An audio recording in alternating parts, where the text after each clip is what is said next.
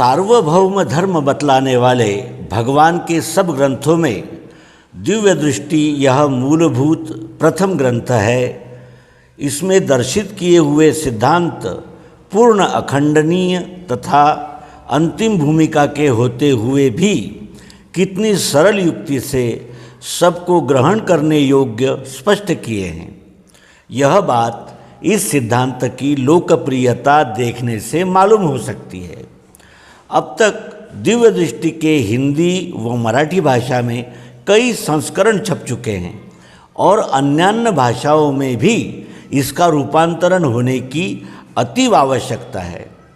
इस प्रकार की भिन्न भिन्न विभागों से लोगों की सूचनाएं आ चुकी तथा नित्य प्रति आ रही है। इससे यह स्पष्ट होता है कि भगवान के सार्वभौमिक सिद्धांत लोग अत्यंत रुचि से ग्रहण करके स्थायी शांति का लाभ उठा रहे हैं और उठाने के इच्छुक है। दिव्य दृष्टि के प्रत्यक्ष प्रचार की दृष्टि से भी विचार किया जाए तो इस सिद्धांत का प्रत्यक्ष सप्रयोग उपदेश द्वारा प्रचार कार्य करने वाले विज्ञान नौका कार्यालय विविध स्थानों में स्वयं स्फूर्ति से स्थापित हो चुके हैं, जिनका चिर परिणामी कार्य बिना किसी ऊपरी दिखावट के शांतता से संपन्न सर्वत्र हो रहा है। इस संप्रदाय रहित सनातन ईश्वरी सिद्धांत के प्रस्तुत समय में आद्य प्रकाशक भगवान श्री मायानंद जी चैतन्य, इन्होंने स्वयं 16 वर्ष तक भारतवर्ष में दिव्य दृष्टि का सर्वत्र अभूतपूर्व प्रचार कार्य करके सत्संग प्रेमी लोगों के आग्रह से ओंकार जी में विज्ञानशाला सन 1923 में स्थापन की, जिसका उद्देश्य इसी ग्रंथ के अन्य स्थान में दिया हुआ है। सारांश: भगवान के संप्रदाय रहित अखंड परंपरा प्राप्त अंतिम आध्यात्मिक योग धर्म का इस प्रकार आर्यावर्त में सर्वत्र प्रचार होकर व्यवहार में रहते हुए भी लोगों को अभ्युदय निःश्रेयस रूप नवजीवन प्राप्त हो रहा है। इससे मुमुक्ष जनों को इस एकमेवा द्वितीय सतयुग प्रवर्तक सिद्धांत में क्षणे क्षणे प्रेम बढ़ रहा है। यह बात अब निर्विवाद सिद्ध है। जाति भेद ध्यान में न लेते हुए सब जाति के स्त्री पुरुषों को अखंड परमात्मा दर्शन का लाभ हो, इसलिए उज्जैन, पुष्कर अर्थात अजमेर, कानपुर, आगरा, दिल्ली, ग्वालियर, जबलपुर, बनारस, इलाहाबाद, इंदौर, मुंबई व पुणे वगैरह प्रसिद्ध शहरों में भगवान श्री मायानंद जी चैतन्य जी ने बड़े बड़े विज्ञापन लगाकर स्वयं जो दिव्य चक्षु का प्रचार किया है उसकी ओर ध्यान देने से भी उनके सर्वव्यापी अभूतपूर्व कार्य की अल्प कल्पना कर सकते हैं। दिव्य दृष्टि के सिद्धांत को ग्रंथ का स्वरूप प्राप्त होकर उसका पहला संस्करण यद्यपि सन 1912 में प्रकाशित हुआ, तथापि इस आत्मयोग का प्रचार सन 1909 से भगवान श्री मायानंद जी चैतन्य कर ही रहे थे। विश्व के विशेष कार्य हेतु अपना अवतार हुआ है। यह आंतरिक ज्ञान युक्त स्फूर्ति राम, कृष्ण आदि अन्य दशावतारी पुरुषों के समान श्री मायानंद जी चैतन्य को भी पूर्वाश्रम में ही थी, परंतु युग चक्र की धार्मिक क्रांतियों में से अपने स्थान का स्पष्ट बोध होने के लिए योग्य समय और बाह्य परिस्थिति का आघात प्राप्त होने की आवश्यकता रहती है। कोई विशेष अधिकारी व्यक्तियों के द्वारा इस संबंध में जो सूचनाएं मिलती है वही बाह्य परिस्थिति व्यक्त होने का प्रमुख कारण बन जाया करती है। श्री रामकृष्ण दी भी विशिष्टादिकों से इस प्रकार की निमित्त रूप कारण रूप सूचनाएं मिली थी और उस सांकेतिक इशारे से उन्होंने निज निज भूमिका पहचान कर तज्जन्य स्वयं स्फुरित निश्चय के बल से स्वकीय अवतारित्व समयानुसार पूर्ण व्यक्त कर दिखाया। निज अवतारित्व के प्रसुप्त ज्ञान की जागृति होने के लिए बाह्य सूचनाओं की आवश्यकता हुआ करती है या नहीं, यह प्रश्न इससे भिन्न है। साधारणतः यही देखने में आता है कि बाह्य परिस्थिति का आघात हुए बिना आंतरीय स्फूर्ति जागृत नहीं होती। ज्वालामुखी पर्वत में यद्यपि अग्नि जलता रहता है, तथापि उसकी शक्ति पूर्ण रूप से बाहर व्यक्त होने के लिए वायु, जल आदि किसी बाह्य निमित्त कारणों की आवश्यकता हुआ करती है। इसी न्याय से भगवान श्री मायानंद जी चैतन्य की निज अवतार भूमिका का पूर्ण व्यक्त ज्ञान उनके सद्गुरु श्री विशुद्धानंद जी सरस्वती का अल्पमात्र इशारा होते ही तत्काल प्रकट हुआ और इस विस्फुटित भावना के अनुरूप योग्य समय पाते ही गया जी में जाकर गृहस्थाश्रम परमेश्वरार्पण करके विक्रम संवत 1966 के सौरमान से वैशाख सुदी 15 को अवतार कार्य को प्रारंभ कर दिया। आपके अवतार कार्य का जन्म व प्रारंभ इसी वर्ष से है, अर्थात जब से आप दिव्य चक्षु अर्थात दिव्य दृष्टि का प्रत्यक्ष बोध देने लगे, उसी समय से आपका अवतार कार्य दृष्टिगोचर होने लगा।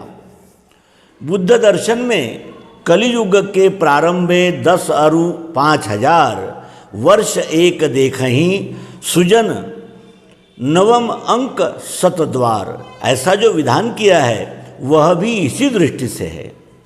ईस्वी सन 1909 से ही आपने दिव्य चक्षु का प्रचार करने को आरंभ कर दिया था। श्री कृष्ण परंपरा प्राप्त इस आत्मयोग की युक्ति का बीज उनसे इस प्रकार सारे भारतवर्ष में बो दिया गया है।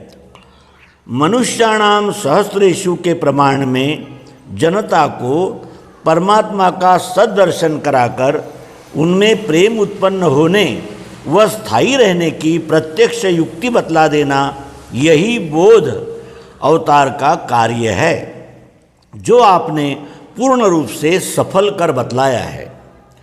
दिव्य दृष्टि की विशेषता और महत्व क्या है और नित्य के व्यवहार में उसका लोगों को क्या व कितना उपयोग हो सकता है, इत्यादि अनेक प्रश्नों के उत्तर दिव्य दृष्टि के सूक्ष्म श्रवण, मनन और निधिध्यास रूप अभ्यास से मिल सकते हैं।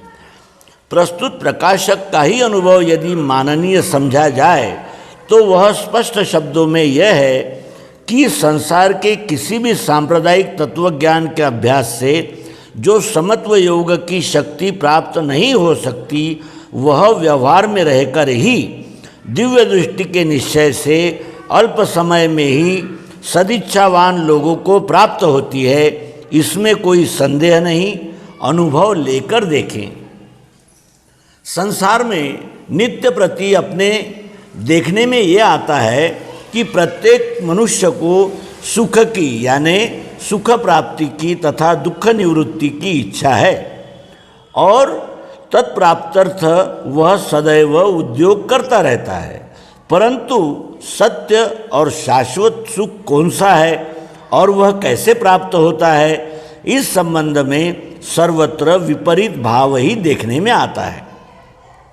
अविनाशी अंतिम सत्य की युक्ति अर्थात दिव्य दृष्टि प्राप्त कर लेने के मार्ग में दो शत्रु बाधा डालते हैं और मुमुक्षु जनों को भ्रम में फंसाकर जन्म मृत्यु के कल्पना चक्र में बहुत काल तक भ्रमण कराने को वे ही दो शत्रु कारण होते हैं।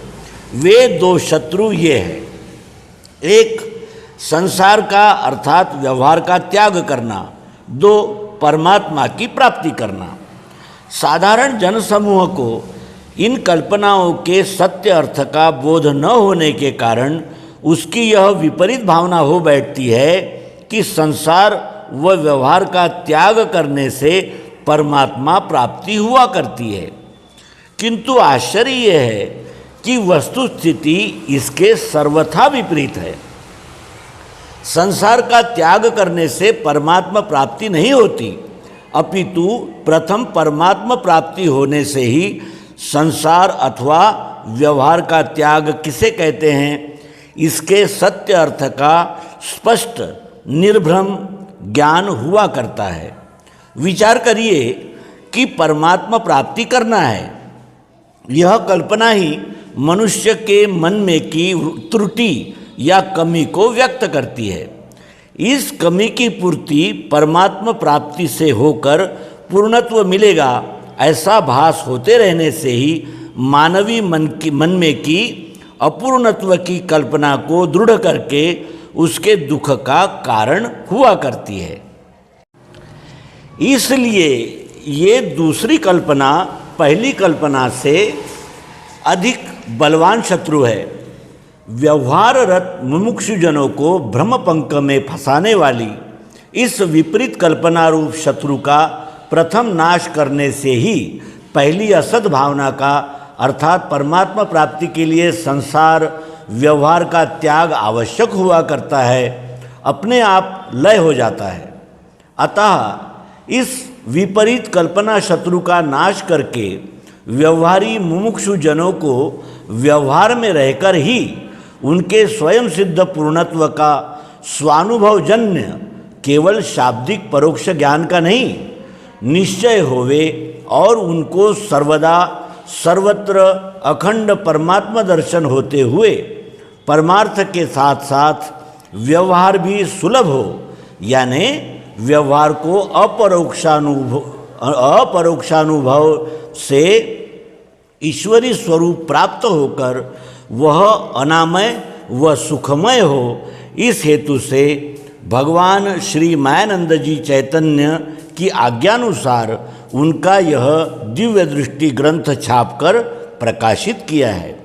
मुमुक्षुजन इसमें प्रकट की हुई युक्ति का मनन निधिध्यासन द्वारा निश्चय कर स्वयं लाभ लेवें और औरों को भी लाभ करा देवें, ऐसी विज्ञप्ति है।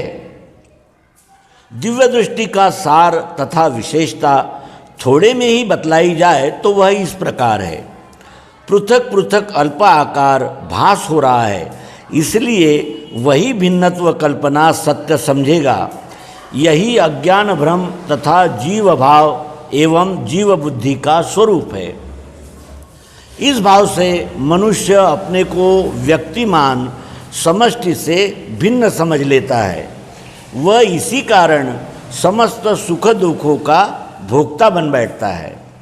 दिव्य दृष्टि के सिद्धांत का दर्शन मनन व निश्चय करने से अल्प समय में ही उपरोक्त भावना का लय हो जाता है। भगवान कहते हैं, निद्रा रूप अज्ञान रूप निद्रा का रूपांतर जागृति में होते ही दिव्य चक्षुवान पुरुष को परमेश्वर के यथार्थ स्वरूप का वैभव और शक्ति दिखने लगती है। इससे उसका व्यष्टि रूप का सूक्ष्म अहंकार भी लीन होकर समष्टि स्वरूप का अहंकार शेष रहता है और वह सात्विक होने से विश्वरूप प्रेम को स्थिर करता है। विश्व प्रेम स्थिर होते ही व्यष्टि स्वरूप के कर्तव्य की जागृति होकर विकल्प नष्ट होकर बुद्धि में केवल संकल्प शेष रहता है, जिससे निज वर्ण अर्थात स्वभाव धर्म का यथार्थ बोध होकर वर्णानुकूल कर्म अर्थात अकर्म स्वकर्म में उसकी प्रवृत्ति होती है। इसी दशा में स्वधर्म निधनम श्रेय यह मर्म ध्यान में आता है कि स्वभाव कर्म ही मुक्तिदायक है। यह स्वभाव 4 प्रकार के हैं। यही विश्वरूप विष्णु का चतुर्भुज स्वरूप है। सारांश यह है कि मनुष्य मात्र का विश्वरूप परमात्मा यही प्रत्यक्ष एक ध्येय, विश्वरूप यही सेव्य, चातुर्वर्ण के अनुसार विश्व कल्याणकारी आचरण करना यही परमात्मा सेवा और यही ईश्वरी सार्वभौम धर्म है। इसी से सबको शांति प्राप्त हो सकती है।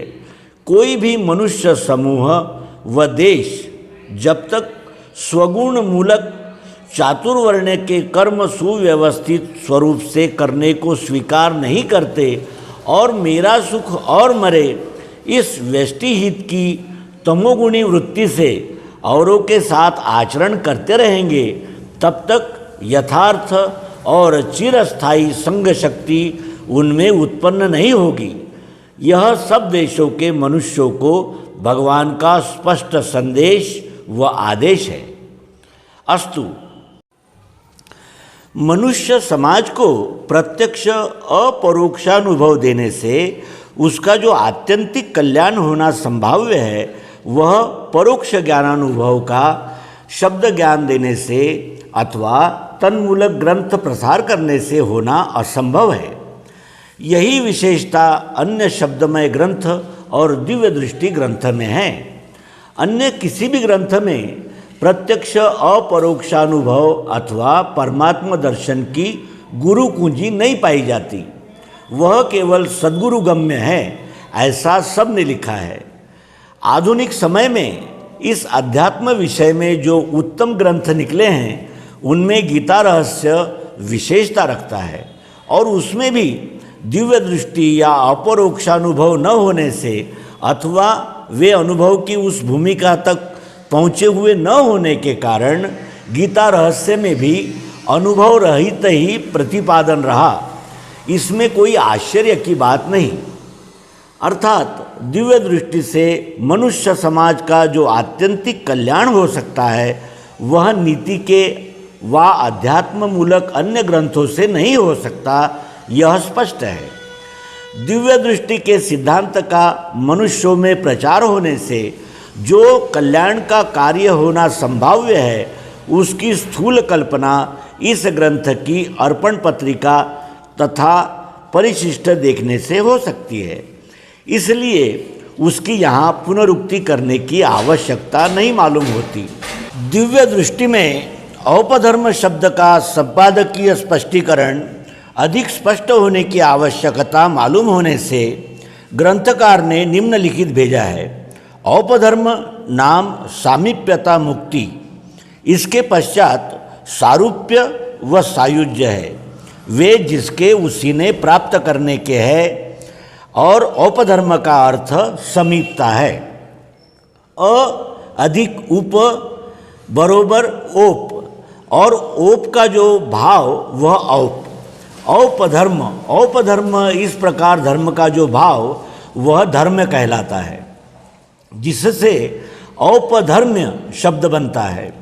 भगवान ने औपधर्म्य के बजाय औपधर्म इस शब्द का प्रयोग सुलभता की दृष्टि से किया है। जब कभी प्रत्यक्ष वस्तु कॉन्क्रीट ऑब्जेक्ट का अमूर्त एब्स्ट्रैक्ट भाव बतलाना होता है, तब इसी प्रकार बतलाया जाता है। उप का अर्थ समीप है और अ का अर्थ नहीं है। जो समीप नहीं वह स्वरूप या तद्रूप है, अर्थात मिला हुआ है। वह औप, स्वरूप, तद्रूप और औप का मानी स्वरूप था। तद्रूप का जो भाव एवं स्वरूपता का या तद्रूपता का भाव है, यह व्याकरण का अर्थ है। किंतु भगवान ने शब्दार्थ के कार्य पर ध्यान रखकर औपधर्म का समीपताप्रद वस्तु स्वभाव अतएव उसके परिणाम रूप या फलस्वरूप सामीप्यता मुक्ति किया है, यह ऊपर कहा है। भगवान के इतस्ततः बिखरे हुए पद्यमय रत्नों का संग्रह पद्यावली नाम के पुस्तक स्वरूप में प्रकाशित किया गया है। इस ग्रंथ में दिए हुए नक्शे सर्वदर्शन संग्रह नामक वेदांत ग्रंथ में से भगवान ने तैयार किए हैं, अर्थात उनमें का बहुत सा भाग वेदांत मत का निदर्शक है। तत्वज्ञान की सर्वसाधारणतः विचार सरणी ध्यान में आवे, यही हेतु नक्शे देने का है। परंतु इन नक्शों में के कुछ भाग का दिव्य दृष्टि के सारणी से मेल नहीं है, वह ध्यान में रखना चाहिए। जहाँ भगवान ने स्वतः का सिद्धांत स्वतः बतलाया है, वहाँ उन्होंने यह भेद स्पष्ट किया है। उदाहरणार्थ चित्त व अहंकार, यह शब्द देखिए। नक्शों में चित्त से अहंकार परे हैं, अर्थात सूक्ष्म है, ऐसा जो बताया है वह अर्थात वह नक्शे सिद्धांत में के होने से सिद्धांत वेदांत की पद्धति अनुसार है। दिव्य दृष्टि का विचार इससे विरुद्ध है। भगवान का सत्य सिद्धांत, गीतोपनिषद व चमत्कार निर्णय इन ग्रंथों में स्पष्ट किया है। इसी प्रकार जगत व विश्व, इन शब्दों के विषय में समझना चाहिए। दिव्य चक्षु गीता में सर्वत्र है, ऐसा विधान भगवान ने किया है। इसका आशय यहाँ स्पष्ट करना अवश्य है। दिव्य चक्षु गीता में व प्राचीन वैदिक वाङ्मय में भी है, परंतु वह शब्द रूप में है, प्रत्यक्ष रूप में नहीं है। दिव्य चक्षुवानों को ही वह दिख सकते हैं, अन्यों को वह शब्द मात्र उपलब्ध होंगे। जिस प्रकार परमात्मा सर्वव्यापी है, ऐसा प्रत्यक्ष संतों को अथवा पत्थर में भी कवि को काव्य दिखता है, परंतु अन्यों को वह शब्द गोचर ही है, वह उनको वह जगत ही दिखता है, पत्थर ही दिखते हैं। परमात्मा रूप व काव्य रूप नहीं। उसी प्रकार यह समझना चाहिए, किसी भी ग्रंथ में के केवल दिव्य चक्षु शब्दों पर से उस वस्तु का प्रत्यक्ष रूप अथवा चित्र किसी को भी बिना अनुभव के गोचर नहीं हो सकेगा। इसी से दिव्य चक्षु किसी भी ग्रंथ में नहीं है, ऐसा प्रतिपादन भगवान करते थे। उसका हेतु ऊपर के वाक्य में है। दिव्य चक्षु सर्वत्र है, ऐसे उद्गार कौन निकालता है? जिसको पूर्ण बोध नहीं हुआ वह और अनुभव हुआ वह। पहले को पूर्ण बोध न होने से ऐसा प्रतीत होना स्वाभाविक है। जिसको पूर्ण बोध नहीं, वह कितना ही विद्वान व बहुश्रुत हो, उसको दिव्य चक्षु सर्वत्र है ऐसा भी प्रतीत हुआ तो भी उसकी वह प्रतीति कोई भी काम की नहीं, क्योंकि दिव्य चक्षु की पहचान दिव्य चक्षुवान ही कर सकते हैं। अन्यों को उसकी पहचान होना अशक्य ही है। जिसको केमिस्ट्री का कुछ भी अनुभव मूलक ज्ञान नहीं, उसको अन्य जगह केमिस्ट्री का अनुभव मूलक ज्ञान है, यह कैसे ज्ञात हो सकता है? उसको केवल शाब्दिक व परोक्ष ज्ञान यदि हो तो इतरत्र स्थित परोक्ष ज्ञान उसके पहचान में आएगा, अनुभव मूलक ज्ञान नहीं। यही व्यावहारिक न्याय अध्यात्म विद्या की भूमिका को लगता है। जिसको पूर्ण बोध नहीं है, उसको इतरत्र ही दिव्य चक्षु बिना अन्य ग्रंथों में अनुभव ज्ञान है, ऐसा जो प्रतीत होता है वह भी युक्ति सम्मत नहीं। यह भी ऊपर निर्दिष्ट किए हुए न्याय से ध्यान में आएगा। अब दूसरा अनुभव हुआ व्यक्ति, इनमें से किसी को अन्य जगह भी अनुभव मूलक ज्ञान अर्थात दिव्य चक्षु है ऐसा प्रतीत होता है, वह किसी को नहीं यानी है ऐसा प्रतीत होता है। दिव्य दृष्टि ग्रंथ में भी यह अनुभव है। इसका कारण यह है कि किसी को अनुभव हुआ तो भी अन्य जगह भी वह अनुभव ग्रंथों में है व नहीं, इसकी पहचान होना बहुत ही उच्च भूमिका पर शक्य है, मध्यम भूमिका पर शक्य नहीं है। इस कारण जिसको अनुभव प्राप्त होकर उसको सर्वत्र प्रकाशित प्रकाश ही प्रकाश है ऐसा प्रतीत होता है, कहीं तम भी ऐसा प्रतीत नहीं होता। इस कारण ही प्रकाश के योग से उसकी विवेक बुद्धि भ्रम पाती है, अन्यों के दृष्टि से उनके ग्रंथों की ओर नहीं देखता, परंतु इतरत्र केवल शब्द ही ग्रंथों में होना शक्य है, यह उसके ध्यान में नहीं आता। अनुभवी पुरुष हो अथवा बिन अनुभव के हो, उनके बाद एक सरीकी ही होती है, चाहे वह प्रत्यक्ष बोले व ग्रंथों में ग्रथित करे। गीता में ही दिव्य चक्षु सर्वत्र है, ऐसा जो दिव्य चक्षु में कहा है वह इसी दृष्टि से है।